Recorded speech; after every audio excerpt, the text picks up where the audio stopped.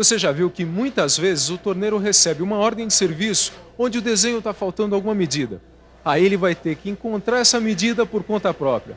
Mas não é só nos desenhos que esse tipo de problema pode acontecer. Em situações de reforma ou manutenção de máquinas, muitas vezes o mecânico encontra máquinas sem as placas que identifiquem suas RPMs. Vamos imaginar que você seja um mecânico de manutenção e precise descobrir a RPM operacional de uma dessas máquinas sem placa de identificação. Você saberia resolver esse problema?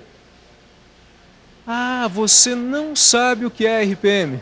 Não se preocupe que você está na teleaula certa. É justamente isso que a gente vai aprender aqui hoje.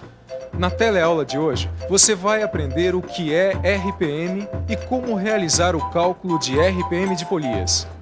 Como calcular a RPM em conjuntos redutores de velocidade. E como calcular a RPM de engrenagens.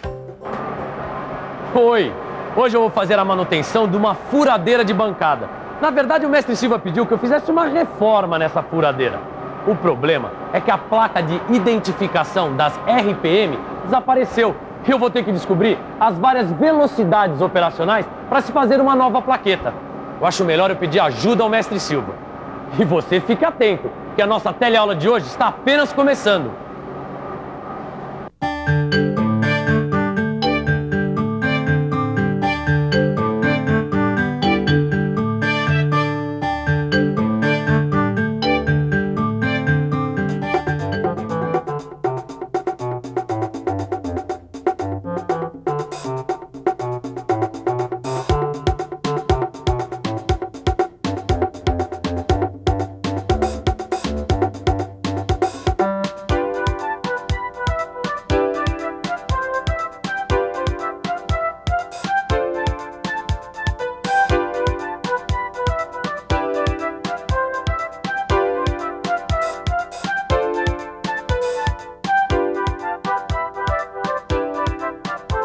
A velocidade dos motores de uma máquina é dada em RPM. E RPM é uma sigla que significa rotações por minuto, ou seja, o número de voltas que um eixo, uma polia ou uma engrenagem dão em um minuto.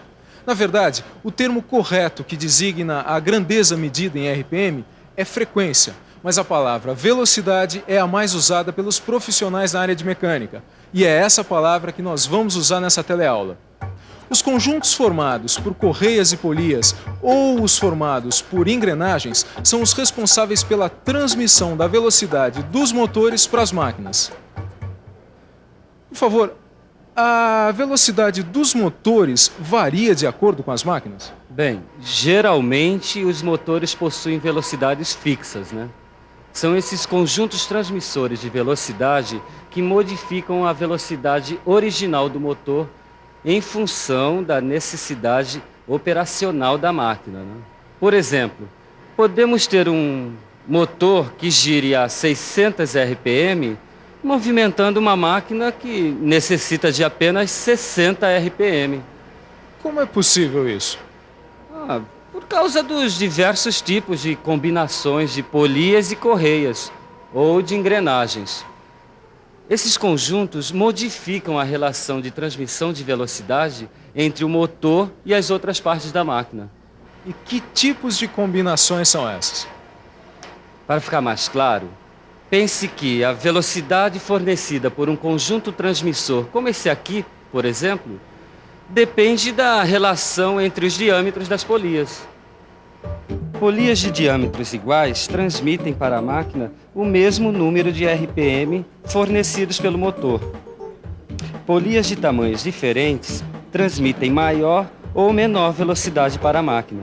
Se a polia motora, ou seja, a polia que fornece o movimento, é maior que a polia movida, isto é, aquela que recebe o movimento, o número de RPM transmitido para a máquina é maior.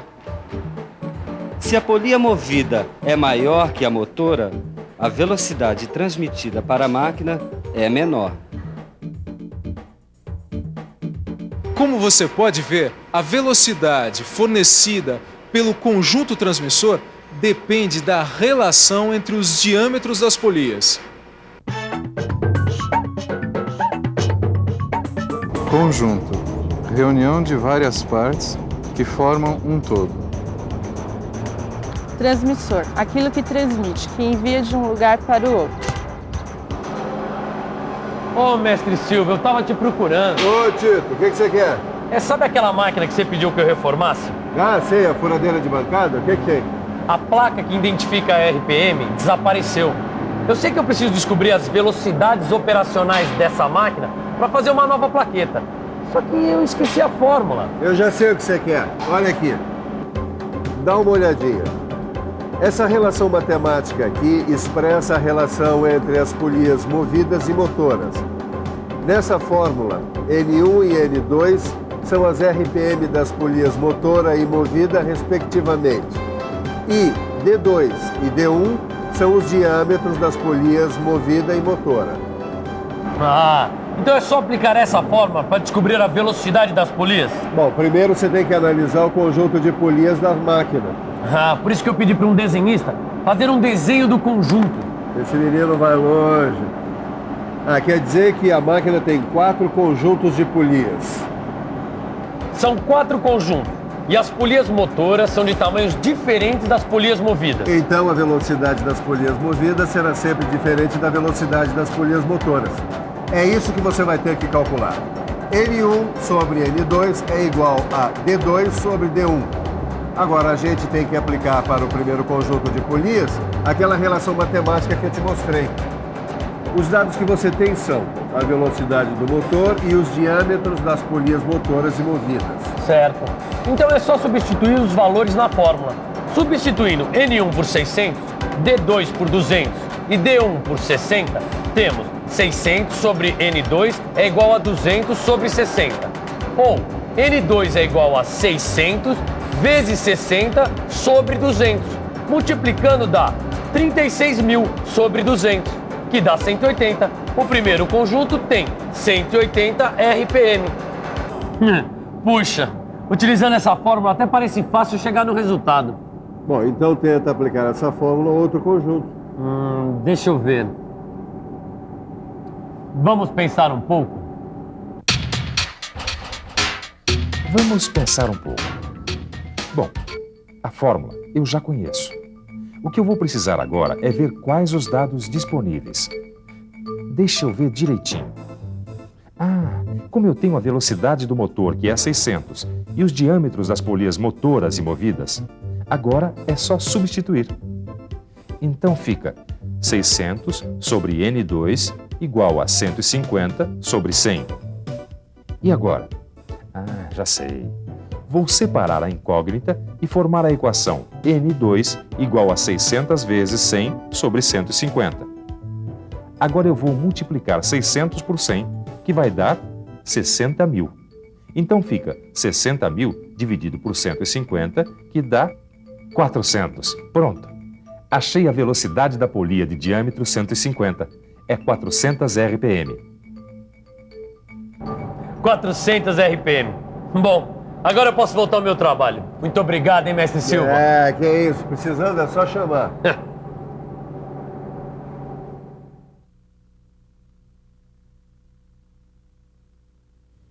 Oi, estou aqui resolvendo um problema. Um amigo meu tem um conjunto redutor de velocidade igual ao desse desenho aqui, ó. Esse conjunto, como você pode ver, abriga polias de tamanhos diferentes em 2 estágios. E ele quer saber qual a velocidade final desse redutor. Parece complicado por causa desses 2 estágios, mas o que é preciso fazer nesses casos é descobrir em cada estágio qual a polia motora e qual a polia movida. Depois que você descobrir isso, é só aplicar em cada estágio a fórmula que você já conhece. O que eu tenho que encontrar é a RPM das polias movidas do primeiro e do segundo estágios. A fórmula eu já conheço. Agora eu preciso colocar os dados do primeiro estágio. Eu sei que o N1 é 1000, que o D2 é 150 e D1 é 60. Preciso encontrar N2, que é a RPM da polia movida. Agora é só substituir e calcular. N2 vai ser igual a 1000 vezes 60 sobre 150. 1000 vezes 60 dá 60.000. Agora é só dividir por 150 que eu vou ter o resultado para o primeiro estágio. Agora eu sei que N2 é igual a 400 RPM. Agora presta atenção numa coisa. A polia motora do segundo estágio está acoplada à polia movida do primeiro estágio. Aqui é preciso prestar atenção, porque N2 da polia movida do primeiro estágio é N1 da polia motora do segundo estágio. Ou seja, N2 vai ser igual a N1. E como N2 do primeiro estágio é 400 RPM, esse vai ser o valor de N1 no segundo estágio. Então eu já tenho o N1, que é 400, certo? Agora eu vou procurar o N2 do segundo estágio. O D2 é 200 e o D1 é 50. Seguindo a mesma fórmula, eu sei que o N2 vai ser igual a 400 vezes 50 dividido por 200. Multiplicando 400 por 50 vai dar 20.000, que dividido por 200 vai dar 100 RPM. Pronto, agora eu já posso dizer para o meu amigo que a velocidade final do conjunto redutor de velocidade é de 100 RPM. E você já sabe que é dessa maneira que se aplica a fórmula em conjuntos de polias de 2 estágios. Além dos conjuntos de polias que você viu até agora, existem também outros conjuntos transmissores de velocidade formados por engrenagens, como esse daqui. Por favor, qual é a diferença entre esse conjunto aqui e aquele outro que nós vimos? Nesse tipo de conjunto formado por engrenagens, o que faz alterar a RPM é o número de dentes das engrenagens motoras e movidas. Mas e no caso de motores movidos por engrenagens, como é que fica a relação de velocidade?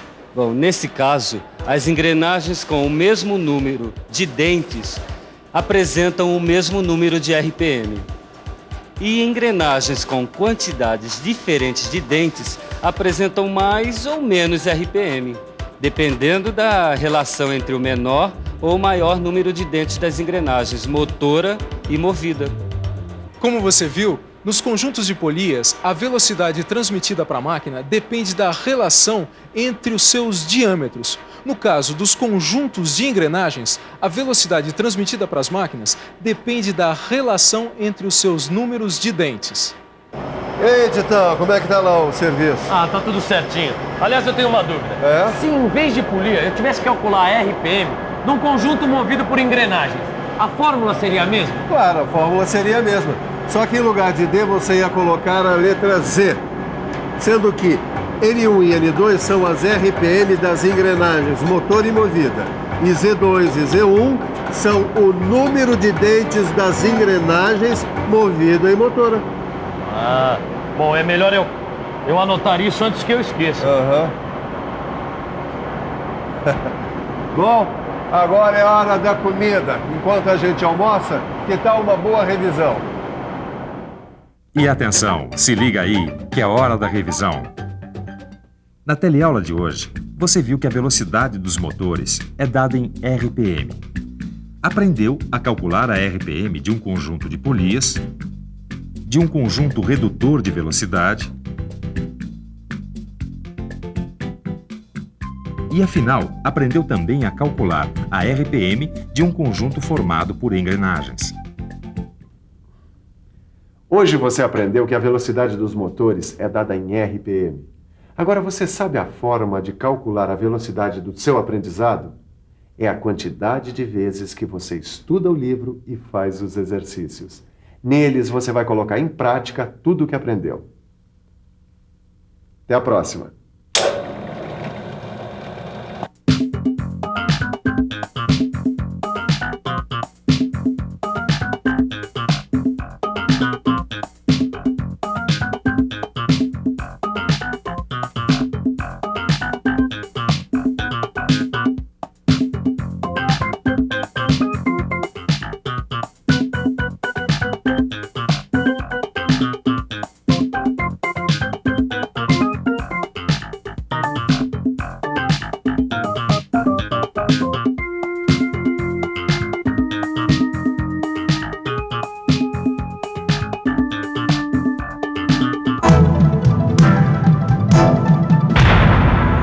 Telecurso 2000, um programa de educação do Sistema Fiesp e da Fundação Roberto Marinho.